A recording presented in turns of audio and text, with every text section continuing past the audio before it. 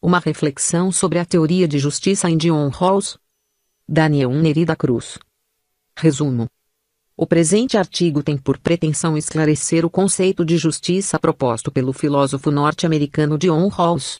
Em sua teoria da justiça, ele está preocupado em resolver a tensão entre distribuição de renda e justiça social. Partindo em certa medida em reação ao utilitarismo clássico, ele desenvolve sua tese de um ponto de vista polêmico: se uma ação pode maximizar benefícios principalmente para os menos favorecidos, a desigualdade é justificada.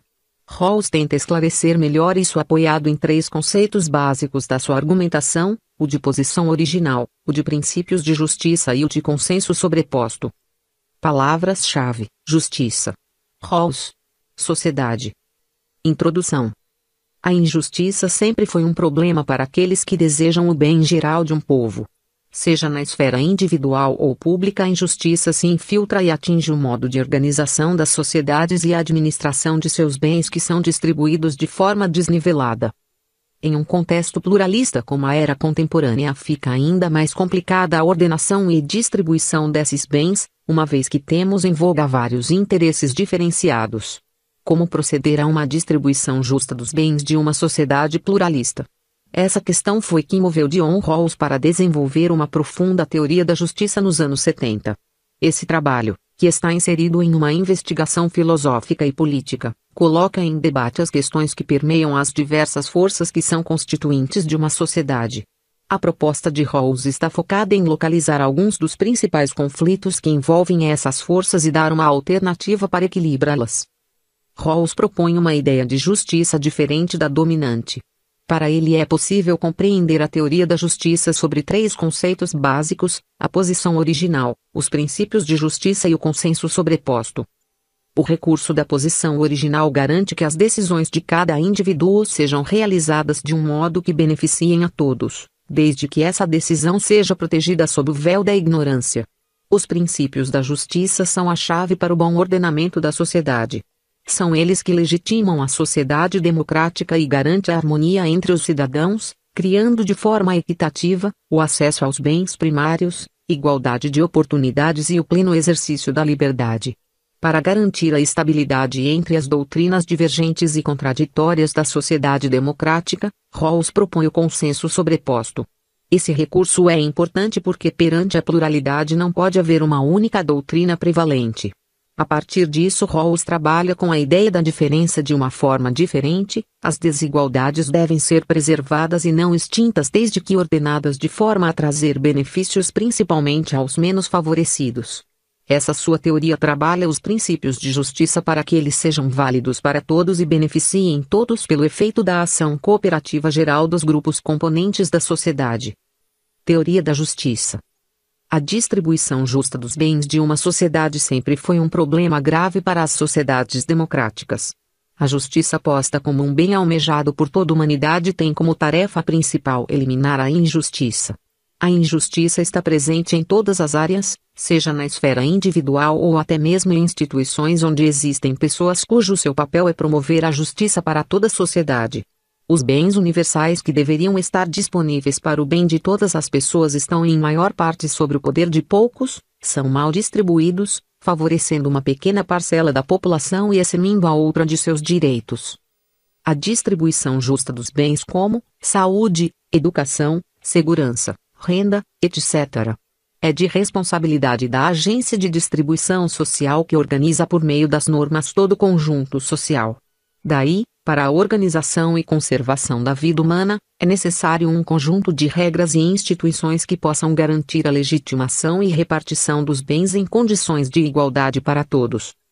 Num contexto de pluralização e desigualdade como esse, a preocupação com a justiça ganha espaço e o problema gira em torno da questão: qual a melhor maneira de gerar um sistema em que todos os membros da sociedade estejam beneficiados de forma justa em relação à distribuição dos bens e à conservação dos seus direitos. É nesse contexto que a obra de John Rawls aparece com a intenção de dar resposta a essa inquietação. Com o objetivo de criar as regras de distribuição justa, o filósofo lança em 1971, o seu livro, Uma Teoria da Justiça, partindo do modelo formulado pelos contratualistas modernos como Hobbes e Locke. As teorias do contrato social justificam o individualismo como um modelo para a era moderna, porém, sua fundamentação deve estar isenta da metafísica. O indivíduo é a única instância para fundamentar os princípios morais. Um princípio só pode ser aceito se partir de um indivíduo autônomo, racional e dotado de juízo, universal. Por esse motivo, os princípios devem ser justificados e legitimados como capazes de ter aceitação geral. Se todos consentirem com determinados princípios, então são válidos. O consenso deve ser dado de forma justa. Essas formas ou condições justas não devem privilegiar nenhum dos grupos em particular. Para que haja uma justeza na aplicação de regras de distribuição, John Rawls elabora essa densa e plausível obra, Uma Teoria da Justiça, propondo uma teoria de justiça para os nossos dias, estabelecendo os fundamentos essenciais para a construção de uma sociedade justa. Consciente das desigualdades democráticas, Rawls propõe que para iniciar o processo de justiça é necessário partirmos de uma original posição original. Essa é, segundo ele, a situação hipotética com a qual de um lado temos as partes contratantes, pessoas racionais, livres iguais, que fazem as escolhas sob o véu da ignorância dos princípios de justiça que devem reger a base da sociedade.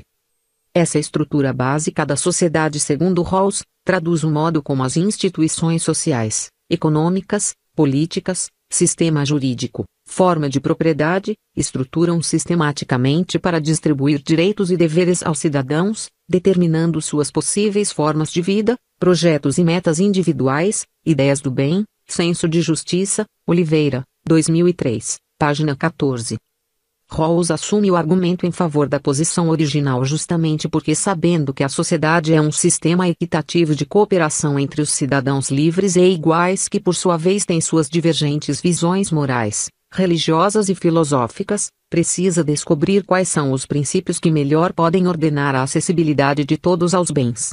Nessa diversidade e complexidade da sociedade, a posição original vem trazer o ponto de vista a partir dessa estrutura básica abrangente, não distorcido por suas características e circunstâncias particulares, um ponto de vista a partir do qual um acordo equitativo entre pessoas consideradas livres e iguais possa ser estabelecido. Rawls, 2002. Página 66. O véu da ignorância pode ser traduzido do seguinte modo: uma pessoa deve escolher os princípios que irão governar uma nação. Porém, ela não sabe, a respeito de si mesmo, não podendo, portanto, constatar quais dos princípios constitucionais à escolha poderiam ser vantajosos para ele, estará obrigado necessariamente a fazer sua escolha conforme pontos de vista gerais. Por meio do véu da ignorância silencia-se a especial individualidade, sua textura é tão compacta que se ouve somente ainda a voz do geral. Kersting. 2006, página 192. A pergunta que fica é: esses indivíduos que se tornam irreconhecíveis a si mesmo devem orientar-se em quê? Segundo Rawls, eles devem orientar-se não para o que for bom para eles mesmos e nem para ninguém em especial, mas somente para o que é bom para todos e sendo assim para ele também, não se importando com a individualidade. Então temos que se um sujeito, quando for decidir, se orienta não em função de si mesmo mas em preferências gerais e em bens fundamentais úteis universalmente, as condições institucionais e materiais são assim direcionadas para uma bem-sucedida estratégia individual de interesse. A concepção dos bens sociais básicos põe na mão dos indivíduos em estado original um instrumento para, apesar de seu desconhecimento a respeito da própria situação de capacidade e interesses, torna-se uma decisão racional, orientada no interesse próprio. Kersting. 2006, página 193. Princípios da justiça. Rawls em suas reflexões considera dois princípios básicos de justiça para a efetivação da distribuição equitativa dos bens primários, bens para todas as pessoas independentemente das particularidades de vida ou concepções sobre o bem. Por exemplo, os mais fundamentais dentre todos os bens são as liberdades básicas e as rendas e os direitos aos recursos sociais. Nessa hierarquia dos princípios, Rawls enfatiza que o primeiro princípio, igual liberdade, deve ter prioridade em relação ao segundo. Isso porque, segundo ele, uma justa distribuição deve seguir uma determinada ordem sistemática. Esses dois princípios ordenados ficariam formulados da seguinte maneira: Primeiro, cada pessoa deve ter um direito igual ao mais abrangente sistema de liberdades básicas iguais que seja compatível com um sistema semelhante de liberdades para as outras. Segundo, as desigualdades sociais e econômicas devem ser ordenadas de tal modo que sejam ao mesmo tempo a. Consideradas como vantajosas para todos dentro dos limites do razoável, e b. Vinculadas a posições e cargos acessíveis a todos. Rawls, 2002. Página 64.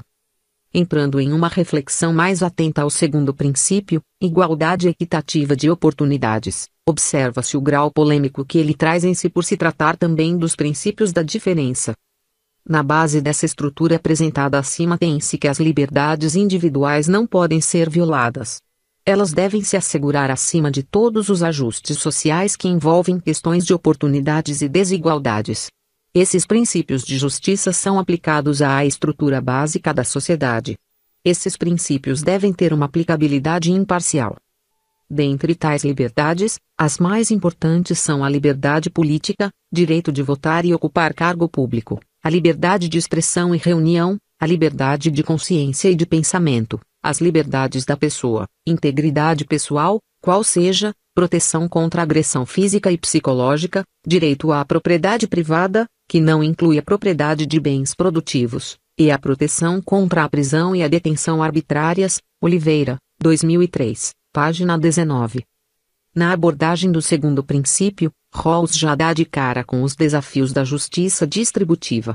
A inovação de Rawls consiste em fazer das desigualdades um subcaso das igualdades, se há desigualdades, estas sim serem na esfera maior das igualdades, sendo, portanto, aceitáveis. Oliveira, 2003, página 20. Essa teoria maximiza a felicidade não importando se a felicidade foi distribuída para a sociedade de maneira igual ou desigual.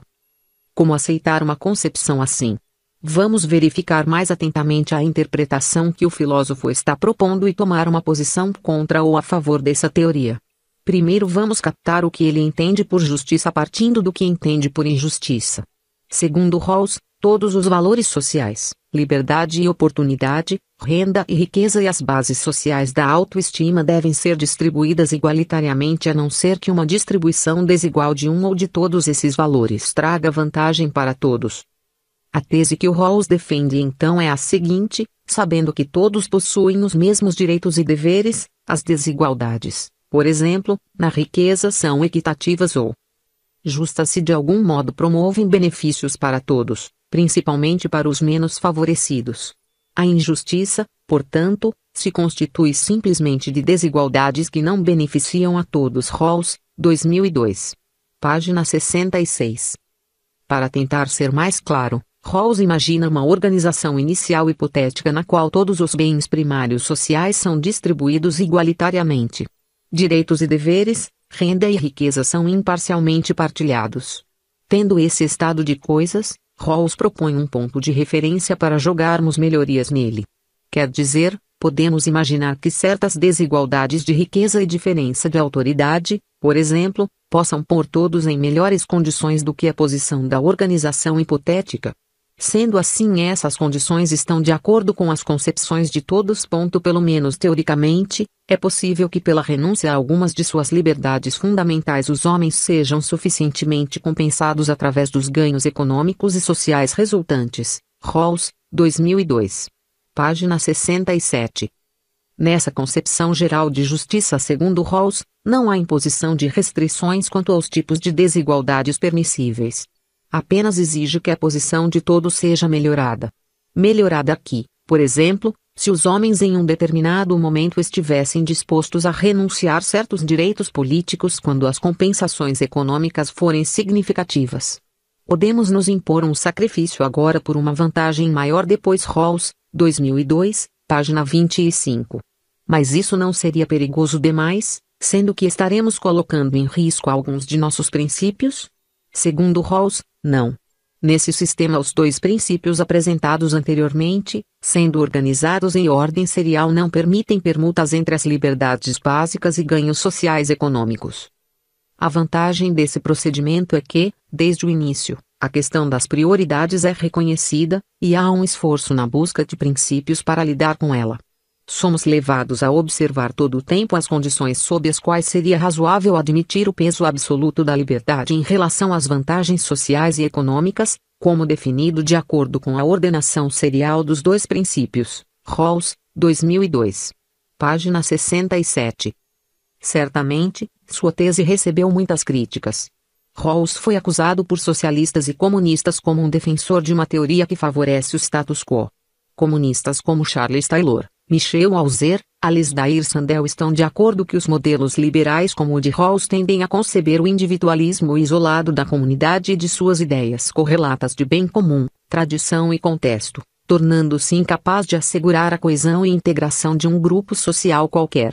Isso menos ainda da sociedade como um todo, que sempre precede o indivíduo. Oliveira, 2003, página 22.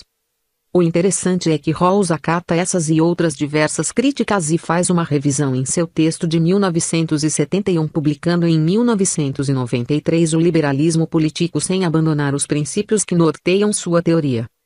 As revisões foram feitas e a exposição da justiça como equidade não parte mais de uma perspectiva filosófica e sim de uma perspectiva cultural das políticas públicas. Na verdade, o que se observa é uma inversão na ordem da exposição da justiça como equidade, na medida em que se parte de uma concepção normativa de pessoa em direção à sociedade bem ordenada e a posição original para a aplicação dos princípios de justiça através de reformas constitucionais, plebiscitos, Assembleia Legislativa e revisão judicial. Oliveira, 2003, página 23. Aqui entra especificamente a reflexão sobre a razão pública, que é nada mais do que a razão dos cidadãos que de certa forma compartilham uma igual cidadania em uma sociedade democrática liberal, a igual liberdade por todos reconhecida e almejada, através de argumentos e critérios que possam ser pública e consensualmente elaboração de uma sociedade mais justa. Oliveira, 2003, página 33. Somente quando a razão política é compartilhada pelos seus cidadãos de forma pública é que se pode falar de uma democracia do tipo deliberativa. Rawls fundamenta com a característica principal de uma cultura política democrática pública o que ele chama de fato do pluralismo razoável. Isso quer dizer que uma cultura pública deve conter as instituições políticas de um regime constitucional como também as tradições públicas de sua interpretação, ou seja, o poder judiciário. Questões de ordem reformistas como as constitucionais e do poder judiciário, segundo Rawls, devem ser analisadas do ponto de vista de um problema que por sua vez se caracteriza como o problema da passagem de um consenso constitucional a um consenso sobreposto. Isso significa dizer que em uma Constituição liberal democrática deve haver a realização de certos princípios básicos que possam estabelecer certos procedimentos que moderem democraticamente a rivalidade política na sociedade que é pluralista. Tais princípios como, por exemplo, o de tolerância deve assumir um caráter de modus vivendi. A partir daí a Constituição passa a atuar e ter influência nas diferentes doutrinas dos cidadãos rumo a um pluralismo razoável. Segundo Rawls, as revisões judiciais e as emendas podem formar um consenso constitucional e aprofundar princípios liberais, tornando possível um consenso geral. Isso pode ocorrer inicialmente da motivação de interesses pessoais, costumes ou tradições doutrinárias, mas que abrirá espaço para a passagem de um consenso constitucional para um consenso sobreposto. Isso resolveria o problema dos posicionamentos intransigentes e fundamentalistas que são contrários à coexistência pacífica de interesses diferenciados dentro da sociedade. Essa coexistência deve ser garantida de forma efetiva pelo judicial, assegurando o desenvolvimento de uma concepção política capaz de garantir que a Constituição proteja de forma pacífica os diferentes interesses, desde que esses não sejam prejudiciais a ninguém. Em Direito dos Povos, Rawls trabalha ainda a ideia da justiça como equidade, estendendo à sociedade dos povos, liberais e não liberais, assegurando sua coexistência pacífica. Rawls escolhe dois tipos de povos e os denomina de bem ordenados, a saber, 1. Os povos liberais razoáveis que aderem ao modelo de justiça como equidade. 2. Os povos decentes que não são liberais, mas que não negam os direitos humanos, reconhecem e protegem. Rawls ainda fala de outros 3 tipos de povos que ele não aprova porque violam princípios básicos do indivíduo. Então temos 2 tipos de povos que são bem ordenados e eles seguem 8 princípios de direito internacional que justamente estão de acordo com a teoria de Rawls dos princípios de justiça na posição original. São eles: 1. Os povos devem ser livres e independentes. 2. Devem observar tratados e compromissos. 3. São iguais e também são parte em acordos que obrigam. 4. Sujeitam-se ao dever de não intervenção. 5. Têm direito de autodefesa, único motivo legítimo para a guerra justa. 6. Devem honrar os direitos humanos. 7. Devem observar certas restrições específicas na conduta da guerra. 8. Têm o dever de assistir a outros povos vivendo as condições desfavoráveis. Essas ideias são realmente interessantes para a ordem de uma sociedade como a nossa, com tanta diferença, que precisa buscar o grau zero do consenso entre uma sociedade e entre os povos de forma geral para a partir daí conviverem com mais harmonia e respeito. John Rawls pode-se dizer que foi bem sucedido em suas argumentações e contribuições. Ele parte do fato concreto, e põe a mão na ferida aberta da realidade com coragem de assumir uma posição arriscada, teoria dos dois princípios. Consciente em aceitar certas críticas e melhorar sua teoria, procurou sempre, sem abandonar sua originalidade, buscar o melhor modo para trazer soluções a uma cultura necessitada de justiça. Uma sociedade que busca justiça não quer ser apenas discutida, analisada ou debatida no campo teórico como fazem muitos sociólogos e filósofos. Ela necessita sim de teorias que correspondam e tragam soluções para o real cotidiano das pessoas. Isso não fica a desejar em Rawls. Claro que Rawls não participa de uma reflexão exclusivamente sua. Ele mesmo diz que seu ponto de apoio partiu dos contratualistas, mas mesmo assim traz um aprofundamento, uma inovação e uma sistematização nessa visão clássica, desenvolvendo uma teoria adequada para o tempo atual. Considerações finais. O aperfeiçoamento da técnica e a organização do trabalho modificaram o modo como o ser humano encara o mundo. As indústrias investem pesado na modernização de seus equipamentos e na capacitação de profissionais que lhes tragam sempre mais um feedback positivo. Pessoas do mundo todo entram na lógica do consumir, sempre mais atraídas pelas novidades que o mercado oferece e as facilidades que são oferecidas através do crédito. Antes, para comprar alguma coisa, o indivíduo precisava trabalhar o suficiente até juntar o dinheiro necessário para comprar aquela mercadoria. Hoje nem precisa ter o dinheiro imediatamente para isso. As lojas ou empresas tornaram-se mais flexíveis no modo de fazer negócio. Esses e outros avanços realmente foram bons para o desenvolvimento das nações, que passam a gerar e multiplicar suas riquezas numa grande velocidade. Mas, por mais que a riqueza das nações multiplique e gere muitas pessoas comprando mais e mais a crédito ou não, a distribuição dos bens básicos, como as liberdades básicas, as rendas e os direitos aos recursos sociais, não são distribuídos de maneira justa. Essa é a preocupação de John Rawls na sua teoria da justiça. Sua contribuição foi realmente importante para abrir debates relevantes sobre a distribuição desses bens e se pensar em alternativas para o conceito de justiça. Realmente a proposta do Rawls em primeira vista causa certa desconfiança por aceitar as desigualdades dentro do conceito de justiça. Mas, a segunda parte do argumento pode ser decisiva, desde que essas desigualdades beneficiem a todos, principalmente os menos favorecidos. Ora, a primeira impressão que talvez tenham sobre essa teoria do Rawls é que ele acende uma vela para Deus e outra para o diabo, querendo agradar gregos e troianos. Seria como pensar uma maneira fácil de resolver um problema, ilusoriamente falando. Mas é interessante relembrar também a situação hipotética refletida pelo Rawls ao imaginarmos uma sociedade que esteja em equilíbrio em sua distribuição de bens, e que em determinado momento fosse oferecido aos seus membros uma melhoria ou compensação por meio de ganhos econômicos e sociais, desde que em troca dessa melhoria ou condição fossem privados de algumas de suas liberdades. Essa condição hipotética não fere os dois princípios fundamentais propostos por Rawls, princípio de igual liberdade e princípio da diferença, pois eles são listados de forma ordenada e as liberdades individuais não podem ser violadas.